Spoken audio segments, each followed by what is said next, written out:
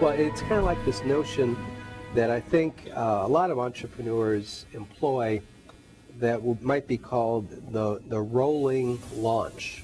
In other words, you develop a prototype, you put it out in the marketplace, you get some feedback from that early version. It's a very iterative kind of process. So you learn from the early versions, you bring it back into the lab, into the bench, into the manufacturing, you tweak it, you reflect, what the next layer of customers are telling you, and you really are letting your customers help do your R&D and your design of your product. Absolutely, and there's terms for that in the software industry. It's called beta. Sure. You would create a beta software and you would send it out and let the customers test it. And the funny thing is that for 10 years, I was always beta. Everything I did was beta for 10 years. It never was finished.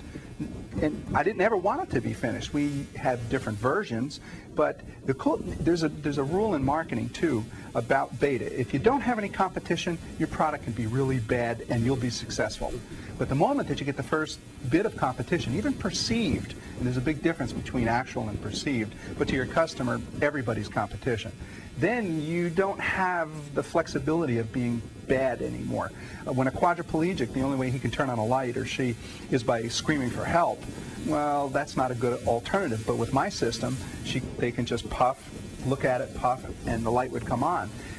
Once in a while it would crash. But you know what? If 15 times out of 20 it worked, that's not too bad. Because I didn't have any competition, it was better than the alternative. But then as the market started to mature, then we had to be a little bit more cautious about what products. We would actually have to label them beta so that they can anticipate that there might be flaws. But a good product, and I'm going to say it with all the products that you see behind me right now, especially the paper models, every one of them was because the customer asked for it, or the customer said they wanted a larger size.